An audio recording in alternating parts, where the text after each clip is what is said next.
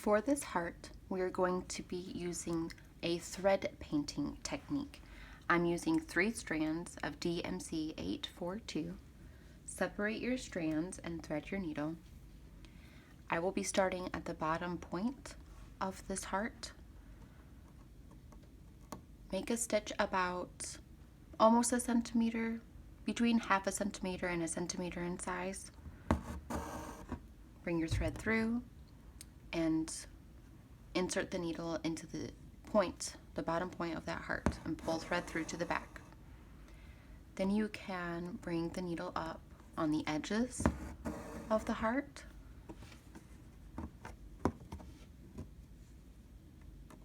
and insert the needle into the same hole as the previous stitch.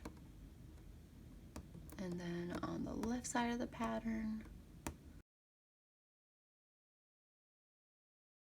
the needle into the same hole as previous stitch. Now I'm going to be bringing my needle up in between the stitches I've already created. I'm making this stitch a little bit longer,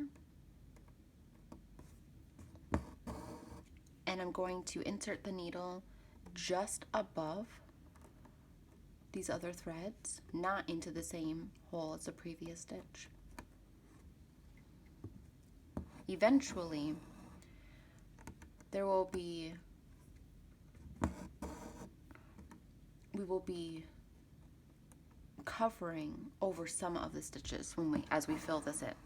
I'm working to the right, angling my stitches towards the right, and then I'm also angling my stitches this way towards the left to kind of give this heart some shape, using the direction of the stitches to show the shape of the heart. As we add more and more stitches, starting in this empty space, bringing the needle up and stitching towards the threads we've already stitched, you're going to overlap in some areas. And this is where you get the painting term. You're just filling in all the space, angling your stitches so that it gives whatever sort of shape you want to the space. They could all be going the same direction if you want, or in this case, I want the edges of my heart to look rounded, and so I'm just filling in the whole heart, overlapping my stitches, always coming up beyond the work stitches, and then inserting the needle near the stitches or into other worked stitches.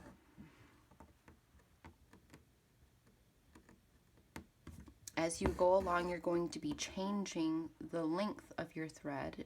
It will vary between short strands and long strands. So sometimes people refer to this as short and long stitches. But short and long stitches don't always have to overlap each other. They could just be stitched near each other. It's more popular right now to refer to this as thread painting.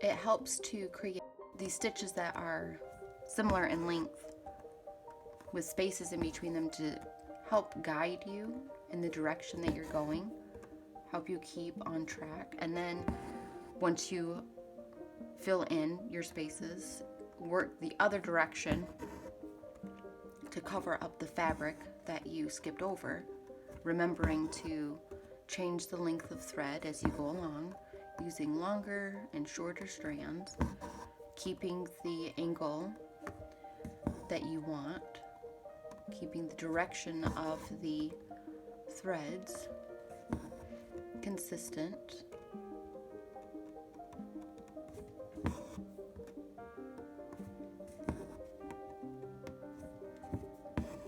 And trying to fill in the fabric as best you can. This is why using different lengths of thread is helpful, because you may need to use shorter strands and longer strands to make sure you're covering the fabric.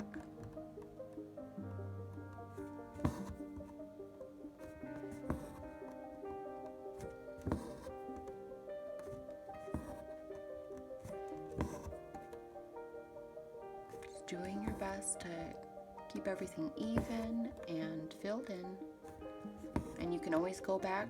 If you miss the spot, you can come up in between the work stitches.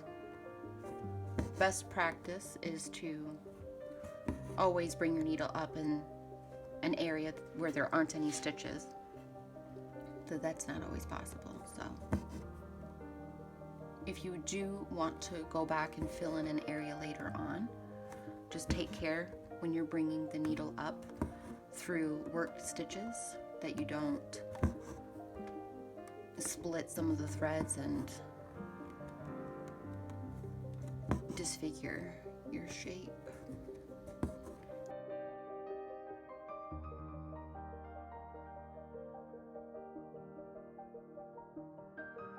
As I get closer to the curved edges of this heart, I'm going to follow the pattern line all the way around using a split stitch technique. Very similar to a back stitch, but we will be inserting the needle into the previous work stitch. Bring your needle up in front of it, insert the needle into the previous work stitch, and continue doing your best to stay on the pattern line. And this will help give the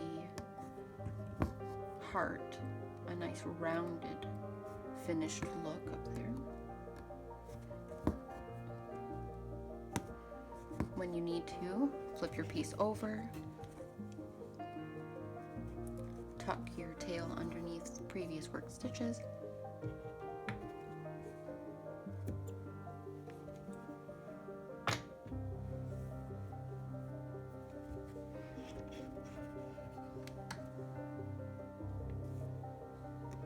I'm doing the same split stitch technique on the left side of this heart, bringing my needle up in front of the stitch and then inserting the needle through the previous work stitch all the way around the top edge of this heart. Now, thread painting usually includes blending. We're not going to talk about blending this time. I just want you to have practice in using short stitches layered to fill in a space. When you are confident, you can add other colors to make the design look more realistic. Once the edges are covered, you can continue filling in the space with short and long stitches, trying your best to keep the shape of the heart as however you would want it.